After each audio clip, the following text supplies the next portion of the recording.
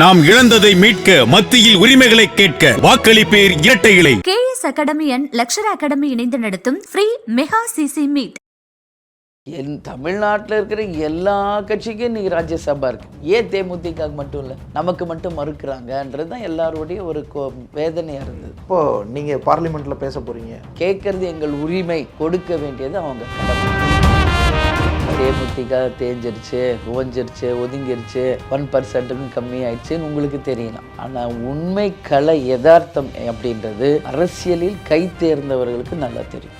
இன்னைக்கு இருக்கின்ற அத்தனை கட்சிகளில் தேமுதிக, திமுக, அதிமுக தான் தமிழகம் முழுவதும் அனைத்து கிளைகளிலும் பூத் அமைப்போடு இருக்கிற ஒரே கட்சிகள். ஒருவேளை இந்த சிம்பதி இருக்கும், அதனால இந்த அலையன்ஸ் முக்கியம்னு ஒரு அதிமுக நினைச்சிருக்கலாம்னு ஒரு பார்வை வைக்கிறாங்க.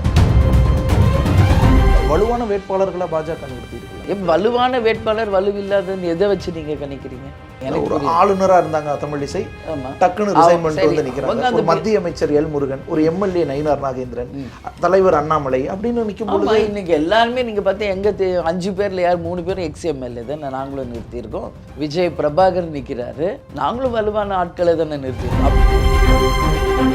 விருதுநகர்ல எதிர்த்து போட்டியிடுறது சிட்டிங் எம்பி காங்கிரஸ்ல, இன்னொரு பக்கம் ராதிகா சரத். ஸோ ஒரு ஸ்டார் வேட்பாளரை பாஜக நிறுத்துது. அப்போ போட்டி கடினமா இருக்காதா? போட்டி கடினமாக இருந்தால், சவால் ஜாஸ்தியாக இருந்தால் தான் எதிர்த்து நின்று இன்னும் போராடுற வலிமை ஜாஸ்தி வரும். பல ஊர்களில் இன்றைக்கி ஆல்ரெடி இருந்த எம்பிஸ் வந்து தொகுதி பக்கமே போக முடியல. அது தெரியுமா உங்களுக்கு? விரட்டி அடிக்கிறாங்க. நான் பார்த்தேன் கண்கூடா. ஏன் அது நடக்குது? கொடுத்த வாக்குறுதிகளை நிறைவேற்றவில்லை. ஏன் இப்போ வரீங்க? சரத்குமார் அவருக்காக பிரச்சாரம் பண்ணுறாங்க, ராதிகாவுக்காக. அவங்க 2 பேரும் 2 வீலர்ல எல்லாம் போய், அப்போ அது அட்ராக்ஷனை ஏற்படுத்துது தொகுதிக்குள்ளே. அது அவங்க வளம் வர்றது அவங்களுக்கு கூடுதல் பலமாகாதா? 2 வீலரில் போனால் அட்ராக்ஷன் அப்படின்னா எல்லாருமே 2 வீலரில் போகணும். நடிகர் விஜய் அரசியல் ஏற்கனவே அறிவிச்சிட்டார். அவருடைய அடுத்த படத்தில் கேப்டன் விஜயகாந்துக்கு ஒரு ட்ரிபியூட் பண்ணுற மாதிரி ஒரு கிராஃபிக்கலாக ஒரு கேரக்டர் அதில் வைக்கலாம் அப்படின்ற மாதிரியான தகவல்லாம் வந்துட்டுருக்கு. இது வரைக்கும் ஒரு 4-5 வாட்டி வந்து போயிட்டார். இந்த மாதிரி கோட் திரைப்படத்தில் ஒரு ஆர்டிஃபிஷியல் இன்டெலிஜென்ஸில் கேப்டனை வந்து ஒரு சீனில் நாங்கள் கொண்டு வர போகிறோம், உங்கள் அனுமதி வேணும் அப்படின்னு கேட்டிருக்காங்க. அதுதான் வெங்கட் பிரபுட்ட நான் சொன்னேன், சின்ன வயசுலேருந்து உன்னை பார்க்குறேன் வெங்கட், உனக்கும் சரி விஜய்க்கும் சரி நான் நோ சொல்ல முடியாது, ஏன்னா நான் கேப்டன் இடத்துலேருந்து பார்க்குறேன்.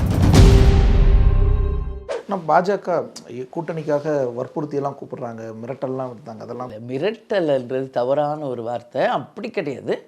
பட் இந்த ஃபைனல் டே வரைக்கும் அவங்க அப்ரோச் பண்ணாங்க. ஏன் எங்கள் கூட வரணும், ஏன் 10 வருஷமாக என்டிஏல தானே இருந்தீங்க, ஆல்ரெடி என்டிஏல தானே இருந்தோம், 2014 10 வருஷமாக என்டிஏல தானே நாங்கள் இருந்தோம், இந்த வாட்டி இருங்கன்னு தான் சொன்னாங்க. பட் எங்கள் கட்சி இந்த வாட்டி 10 வருஷம் அவங்களோட இருந்து ஒன்றும் பெரிய வெற்றியும் நம்மளால் காண முடியல, எதுவும் இல்லை. இந்த வாட்டி நம்ம ஏடிஎம்கேவுடன் இருப்போம், அது என்ன ஆனாலும் பரவாயில்லன்னு சொல்லி முடிவெடுத்தது. அதனால் அப்படியே டிசிஷன் எடுத்துட்டோம். அதிமுக என்ன சொல்லியிருந்தாங்க மேம்? அதிமுகவோட அந்த பிணைப்புக்கு இல்லை, அவங்க வந்து ஃபஸ்ட்டு மினிஸ்டர்ஸ் நம்ம வீட்டுக்கு அனுப்புனாங்க அஃபிஷியலாக. நீங்கள் எல்லோரும் பார்த்தீங்க. ஒரு குழு அமைச்சு நீங்கள் அனுப்புங்க பேசுவோன்னாங்க. அப்புறம் நாங்கள் குழு அமைச்சு அனுப்பணும். நம்ம கேட்ட அந்த சீட்டு, அது வந்து நம்ம வந்து கேட்டது 5 சீட்டு அவங்க ஓகே பண்ணாங்க. தொகுதிகள் நாங்கள் கேட்டேன், ஏன்னா தொகுதி ரொம்ப முக்கியம். வட சென்னை போன வாட்டி மாதிரி அந்த மாதிரி நம்ம வந்து ஜெயிக்க முடியாத தொகுதிகளை கொடுத்தா ரொம்ப டஃப்பாயிரும். ஸோ எங்களுக்குன்னு ஒரு சில தொகுதிகள் இருக்குது அப்படிங்கிறப்ப அதுவும் நமக்கு தொகுதிகள் கொடுத்ததும். அப்புறம் என்னோட இந்த வாட்டி ரொம்ப ஒரு விஷயம் வந்து கட்சியில் எல்லாருமே வந்து ஒரு விஷயத்த நீங்கள் ஸ்ட்ராங்காக இருக்கணும்னு நானும் நினச்சேன். எல்லோரும் சொன்னது, தமிழ்நாட்டில் இருக்கிற எல்லா கட்சிக்கும் இன்றைக்கி ராஜ்யசபா இருக்குது, எல்லா கட்சிக்கும் இருக்குது. ஏன் தேமுதிக மட்டும் இல்லை? 19 வருஷம் ஆச்சு கட்சி ஆரம்பிச்சு, நம்ம கூட்டணி வச்சு இன்னைக்கு வந்து அத்தனை பேருக்கும் ராஜ்யசபா இருக்குது எங்களால். அப்போ ஏன் தேமுதிக ஏன் கொடுக்க மாட்டேங்கிறாங்க? அத்தனைக்கு எதிர்கட்சியாக இருக்கும்போது இயல்பாக வாங்கியிருக்கலாம். அது 29 எம்எல்ஏ இருந்தோம். பட் 35 34 35 அப்பயும் அந்த வாய்ப்பு நழுவி போயிடுச்சு எங்களை விட்டு, இல்லைங்களா? அதுக்கு அடுத்து இது எங்கள் கூட கூட்டணியில் இருந்ததுனால அப்புறம் மற்ற எல்லா கட்சிக்கும் கிடைச்சதுன்னு வச்சுக்கோங்க. அப்போவே ஒரு வேளை நம்ம பேச்சுவார்த்தை நடத்தியிருந்தா ஒரு 1 டேர்ம் to 1 டேர்ம் கிடைச்சிருக்கலாம், 2 ராஜ்யசபா. இல்லை, நம்ம கேட்டோம், கேட்காமல்லாம் கிடையாது, கேட்டது அப்போ கொடுக்கல. அதுதான் எல்லாருக்குமே வந்து ஏன் நமக்கு மட்டும் மறுக்கிறாங்கன்றது தான் எல்லாருடைய ஒரு வேதனையாக இருந்தது. ஸோ அதனால தான் நான் சொன்னேன், கேட்குறது எங்கள் உரிமை, கொடுக்க வேண்டியது அவங்க கடமை. அதில் நான் ரொம்ப ஸ்ட்ராங்காக இருந்தேன் இந்த வாட்டி. அது அண்ணன் எடப்பாடியாரும் அதை ஒத்துக்கிட்டாரு. ஆமாம், அதனால தான் வந்து இந்த கூட்டணி நல்ல விதமாக அமையும். ஸோ இப்போ ராஜ்யசபா உறுதி. ஆனால் அந்த பக்கம் இருந்து அது யாரும் பெருசாக சொல்கிற மாதிரி தெரியல. அது அவங்க தானே அறிவிக்கணும். அது அது உறுதின்னு சொல்லிட்டாங்க, அது சொல்லுவாங்க. நான் சொல்கிறத விட அவங்க சொல்லட்டும். இப்போது நீங்கள் பார்லிமெண்ட்டில் பேச போகிறீங்க. நானுன்னு சொல்ல முடியாது. இப்போ நான் இந்த தேர்தலில் நான் நிற்பேன் அப்படின்னு நீங்கள் எல்லாம் நினச்சிங்க நான் நின்னேன்னா, இப்போ ராஜ்யசபா நான் தான் போகிறேன்னு நினைக்கிறீங்க. அது இப்போ நான் இல்லை மேம், இன்னும் வலிமையாக பேசக்கூடிய நபர், கட்சியை ரெப்ரசன்ட் பண்ணலாம். பார்லிமெண்ட் எம்பிங்கும் போது தமிழ்நாட்டிலையும் அதற்கான ஃபோக்கஸ் வேறு, நேஷ்னல் லெவல்லையும் பார்ட்டிக்கான நேம்ஸ் வேறையாக இருக்கும். ஸோ அந்த அடிப்படையில் கேட்டேன். அது இன்னும் நாங்கள் டிசிஷன் எடுக்கலைங்க. அது அறிவித்த பிறகு யார் அந்த ராஜ்யசபா மெம்பருங்கிறத நாங்கள் உங்களுக்கு அறிவிக்கிறோம். மேம், இந்த ஒரு பார்வை அரசியல் ரீதியில் படிப்படியாக தேமுதிக வளர்ந்துச்சு, திருப்பியும் அப்படியே கொஞ்சம் கொஞ்சமாக இறங்குச்சு. அதனுடைய ஓட் பர்சன்டேஜ் இறங்கி கடந்த தேர்தல்கள் எல்லாம் 1%, 1.5% அரசியல் கணிப்பாளர்கள்லாம் சொல்லிக்கிட்டு இருந்தாங்க தேமுதிக ரொம்ப சுருங்கிடுச்சுன்னு. போன தடவை ஒரு வலிமையான அதிமுக கூட்டணியிலேயே 4 சீட் தான் கிடச்சிது. இந்த முறை பிரேமலதா ஒரு பெரிய இழப்பை தாண்டி வந்து, ஆனால் அதையும் தாண்டி ஒரு தொகுதி கூடுதலாக, அதுவும் கேட்ட தொகுதிகள் கிடைக்கிற மாதிரி அவங்களால பேச முடிஞ்சிருக்கு, பேச்சுவார்த்தை நடத்த முடிஞ்சிருக்கு. அப்போ என்ன ஆளுமை அவங்கள இவ்வளோ தூரம் வலிமை இல்லாத தேமுதிகவுக்கு இவ்வளோ தொகுதிகளை பெற்றுத்தர முடிஞ்சது, அதுவும் கேட்ட தொகுதிகளை. ஸோ அப்போ நீங்கள் என்ன ஸ்பெஷலாக இதுக்கு யோசிக்கிறீங்க பொலிட்டிக்கலி? இல்லை, அது வந்து மேற்பார்வையாக பார்க்குறவங்களுக்கு வேணும்னா தேமுதிக தேஞ்சிருச்சு, ஓஞ்சிருச்சு, ஒதுங்கிருச்சு, 1%க்கும் கம்மியாயிடுச்சுன்னு உங்களுக்கு தெரியலாம். ஆனால் உண்மை கலை யதார்த்தம் அப்படின்றது அரசியலில் கை தேர்ந்தவர்களுக்கு நல்லா தெரியும். அந்த வகையில் அதிமுகவுக்கு தெரியும் தேமுதிகவின் பலம் என்ன. ஒவ்வொரு கிளைகளிலும் இன்றைக்கி பூத் இருக்குது. தமிழ்நாடு முழுக்க இன்றைக்கி இருக்கின்ற அத்தனை கட்சிகளில் தேமுதிக, திமுக, அதிமுக தான் தமிழகம் முழுவதும் அனைத்து கிளைகளிலும் பூத் அமைப்போடு இருக்கிற ஒரே கட்சிகள். பெரிய பெரிய கட்சிகள் கூட அது இன்னும் ஓப்பனாக சொல்ல மாட்டாங்க எங்களுக்கு இருக்குன்னு, சவாலே விடுவாங்க. உங்களுக்கு இருக்கா, முதல்ல பூத் இருக்கான்னு கேட்பாங்க. ஸோ தேமுதிக அப்படியான ஒரு ஆமாம், இன்றைக்கும் நீங்கள் போய் பார்த்தீங்கன்னா ஒரு சின்ன குக்கிராமத்தில் கூட ஒரு கிளையில் ஒரு பூத் இருக்கும் தேமுதிகக்கு. அங்கே ஒரு 10 பேர் இருப்பாங்க, அங்கே ஒரு கொடிமரம் இருக்கும். அதுதான் தேமுதிகவுடைய வலிமை. இது இன்னைக்கு நேற்று வந்ததில்லை. கேப்டன் ரசிகர் மன்ற காலத்திலிருந்து அவருக்காக உருவான அந்த ரசிகர் மன்றங்கள் இன்னைக்கு அப்படியே கட்சியாக மாறின பிறகு அது கிளைகளாக மாறி இருக்கு. அது கேப்டனுக்கான அந்த மிகப்பெரிய அந்த வலிமை நிச்சயமாக அரசியலில் கை தேர்ந்தவர்களுக்கு அது தெரியும். அது மறுக்கணும், அது நெகட்டிவாக சொல்லணும்னு நினைக்கிறவங்க அது நெகட்டிவாகவே தான் சொல்லிகிட்டு இருப்பாங்க. நான் தான் உங்களுக்கு சொல்லிட்டேன்ல, யார் நெகட்டிவாக சொன்னாலும் உண்மை யதார்த்தம் எனக்கு தெரியும், எங்கள் கூட இருக்கிறவங்களுக்கு தெரியும். அதை நாங்கள் இல்லை அப்படின்னு ப்ரூஃப் பண்ணி நாங்கள் அந்த ப்ரூஃப் பண்ண வேண்டிய காலகட்டாயத்துக்கு நாங்கள் வரும்போது இந்த உலகத்திற்கு தெரியும் நாங்கள் எடுத்தது சரியான முடிவு, நாங்கள் ஸ்ட்ராங்காக இருக்கிறதுக்கான பின்னணி என்ன அப்படிங்கிறது எல்லாருக்கும் புரியும். இன்னொன்று மேம், ஒருவேளை இந்த சிம்பத்தி இருக்கும், கேப்டன் இப்போ தான் உயிரிழந்திருக்காரு, அந்த சிம்பத்தி அதுவும் குறிப்பாக கிராமப்புற பகுதிகளில் இருக்கிற வாக்காளர்கள்ட்ட அது எடுபடலாம், அதனால் இந்த அலைன்ஸ் முக்கியம்னு ஒரு அதிமுக நினச்சிருக்கலான்னு ஒரு பார்வை வைக்கிறாங்க. இதுக்கு சம்மந்தமே கிடையாதுங்க. அவங்க வந்து அதிமுக வந்து முறைப்படி வந்து எங்ககிட்ட வந்து கூட்டணிக்காக பேச வந்தாங்க. அதே மாதிரி நாங்கள் குழு அமைச்சு அனுப்பணும். கரெக்டாக வந்து அது செட் ஆச்சு. 21 நம்ம வந்து அது சரியாக வரல. அப்போ அது வந்து அது இன்றைக்கி வந்து அது சரியாக வந்ததுனால நம்ம கேட்ட சீட்டு அந்த தொகுதிகள் இது எங்கே நாங்கள் நின்னா ஜெயிக்க முடியுன்ற ஒரு சில தொகுதிகள், அதே மாதிரி ராஜ்யசபா இதுதான். தமிழ்நாடு ஆனால் இப்போ மும்முனை போட்டியாக இருக்குது, 4 முனை போட்டியாக இருக்குன்றாங்க. ஆனால் எடப்பாடி பழனிசாமி திமுக அதிமுக போட்டி தான் பிரதானமாக இருக்குது, இந்த 2 கூட்டணி தான்ன்றாங்க. உங்கள் பார்வையில் எப்படி? இப்போ தேர்தல்னாலும் பல முனை போட்டிகளை சந்தித்தவங்க தான் நம்ம. இது ஒன்றும் புதுசு கிடையாது 4 முனை போட்டின்றதெல்லாம். எவ்ரி இயர் நீங்கள் பாருங்கள், எல்லா தேர்தலும் அப்படி தான் இருக்கும். இது ஒன்றும் புதுசு கிடையாது.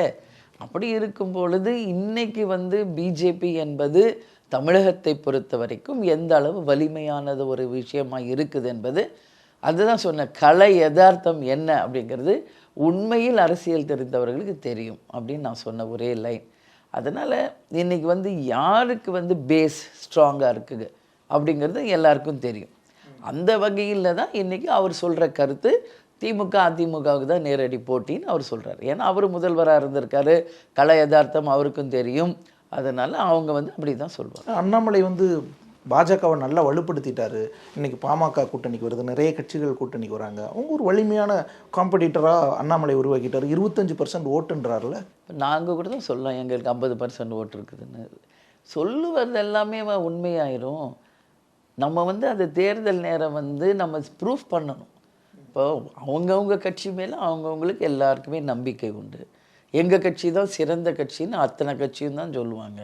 பட் ஃபைனலாக ஒரு டே இருக்குல்ல, ஜூன் 4ன்னு ஒரு டே இருக்குல்ல, அன்றைக்கி தெரிஞ்சிடும் இல்லையா யாருக்கு என்ன ஓட் பர்சன்டேஜ், யார் என்ன ஜெயிச்சாங்க, உண்மை உண்மை நிலவரம் என்ன அப்படிங்கிறது தெளிவாக தெரியும்ல. வலுவான வேட்பாளர்களாக பாஜக நிறுத்தியிருக்கலாம். விழுப்புரம், வேலூர், எந்த பக்கம் எல்லாருமே அப்படி நீலகிரி, கோயம்புத்தூர்ல அண்ணாமலையே வலுவான வேட்பாளர் வலுவில்லாதன்னு எதை வச்சு நீங்கள் கணிக்கிறீங்க?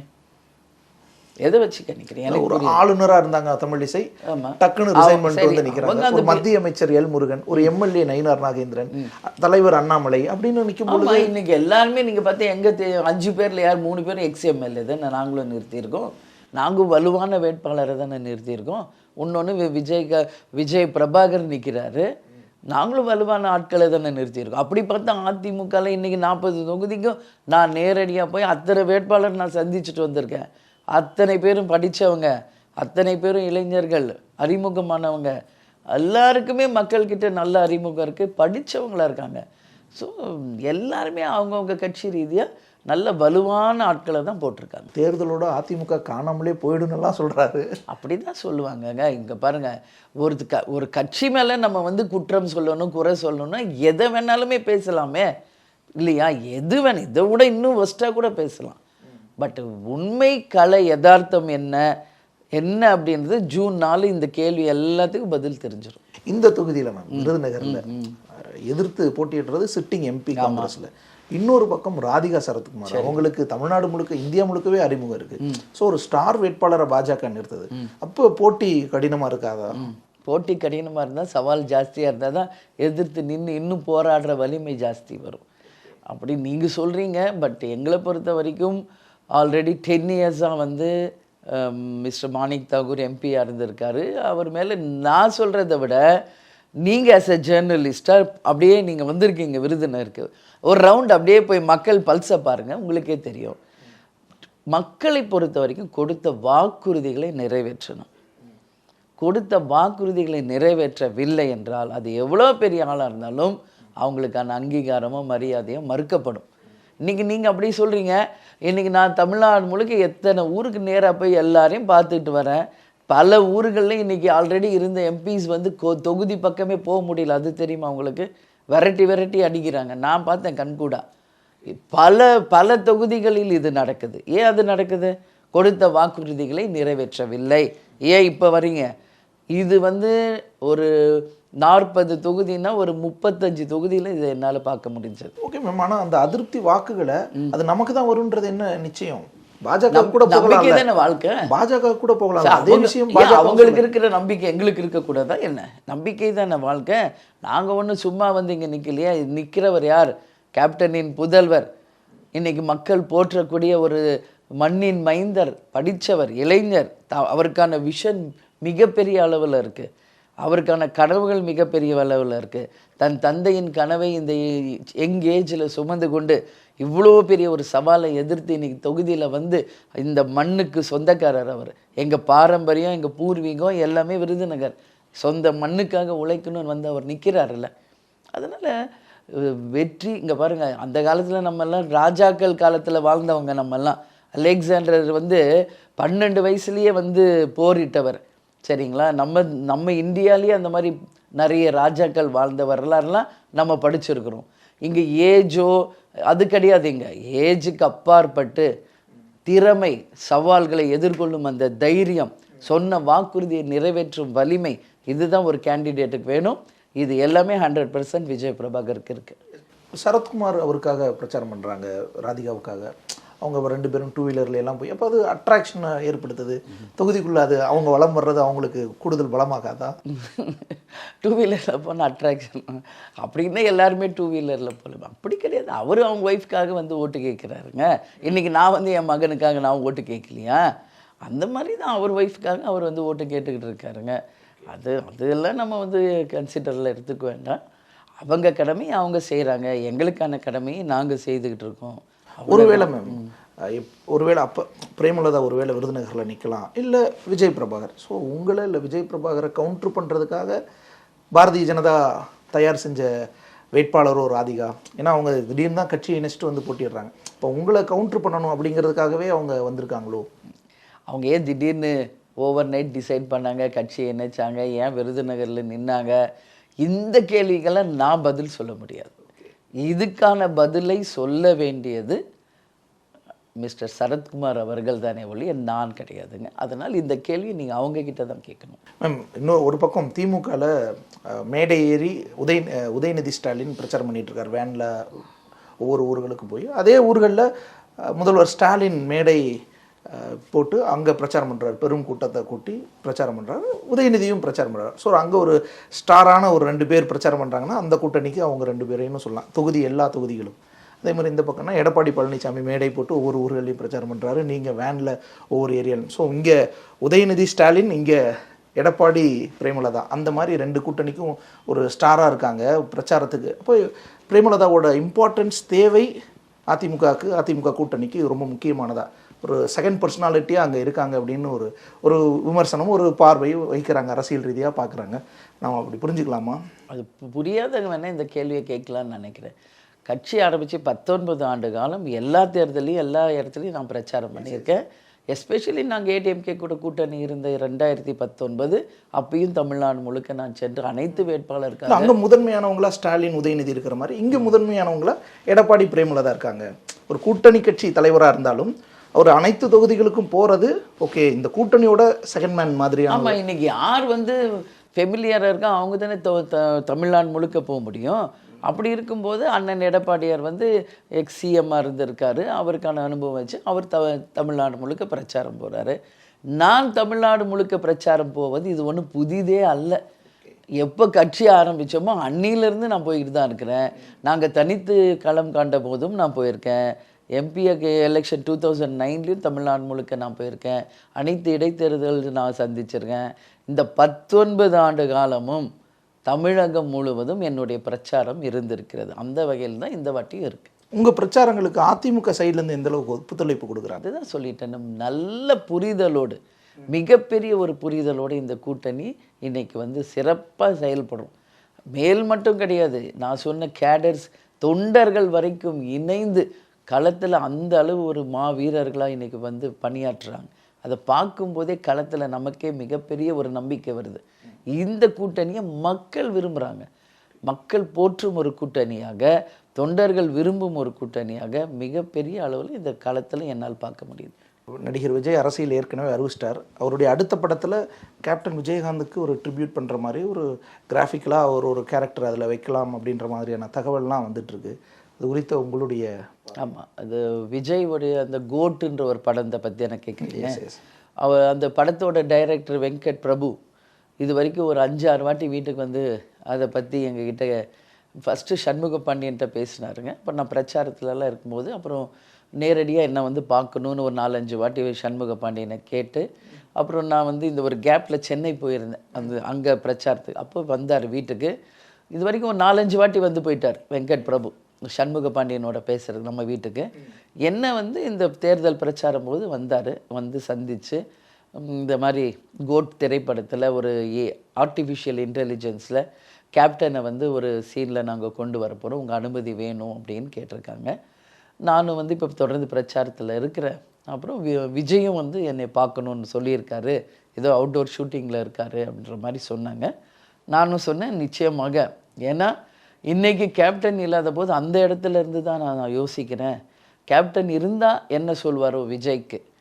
ஏன்னா கேப்டன் அறிமுகப்படுத்தி தான் இன்றைக்கி வந்து செந்தூர பாண்டின்ற படத்தில் கேப்டன் வந்து நடித்து அவரை வந்து அறிமுகப்படுத்தினது உலகத்துக்கு தெரியும். ஸோ டைரக்டர் எஸ்ஏசி மேலேயும் விஜய் மேலேயும் கேப்டனுக்கு எப்போவுமே வந்து பெரிய ஒரு பாசம் உண்டு. ஏன்னா எத்தனையோ டைரக்டர்ஸ் இருந்தபோது 17 திரைப்படங்கள் எஸ்ஏசி அவர்கள் தான் கேப்டன் வச்சு டைரக்ட் பண்ணது தெரியும் எல்லாருக்கும். அதனால் எப்போவுமே அவர் மேலே மிகப்பெரிய ஒரு மரியாதை கேப்டனுக்கு உண்டு, எனக்கும் உண்டு. ஏன்னா நான் கேப்டன் கூடயே இருந்து தானே அவருக்கு நிழலாகவே வாழ்ந்திருக்கேன்ல. ஸோ அவர்கள் எத்தனை வாட்டி நம்ம வீட்டுக்கு வந்திருக்காங்க. செந்தூரப்பாண்டியில் கேப்டன் அவங்களுக்கு கால் ஷீட் கொடுத்ததுலேருந்து எல்லாமே எனக்கும் தெரியும். அப்படி இருக்கும் பொழுது இன்றைக்கி கேப்டன் இடத்துலேருந்து நான் இந்த ஆர்டிஃபிஷியல் இன்டெலிஜென்ஸ் கேப்டன் நடிக்கிற மாதிரி வேணும்னு அவங்க வந்து கேட்கும்போது பிரேமலதா விஜயகாந்துக்கு அப்பாற்பட்டு கேப்டன் இடத்திலிருந்து அதை நான் யோசிக்கிறேன். கேப்டன் இருந்தால் நிச்சயம் மறுக்க மாட்டார். அதே தான் நானும் வந்து சொல்லியிருக்கேன். உறுதியாக வந்து இந்த தேர்தல் முடிந்து வந்து விஜய் பார்க்கணுன்னு சொல்லியிருக்காரு. வரட்டும், நான் அப்போது ஒரு நல்ல முடிவாக சொல்கிறேன் அப்படின்னு நான் சொல்லியிருக்கேன். அதனால் வந்து வெங்கட் பிரபுமே எனக்கு வந்து சின்ன வயசுலேருந்து தெரியும். ஏன்னா இளையராஜா சார் ஃபேமிலி மொத்தமும் எங்கள் கல்யாணம் ஆன நாள்லேருந்து அவங்க குடும்பத்தோடு நான் பழகியிருக்கேன்.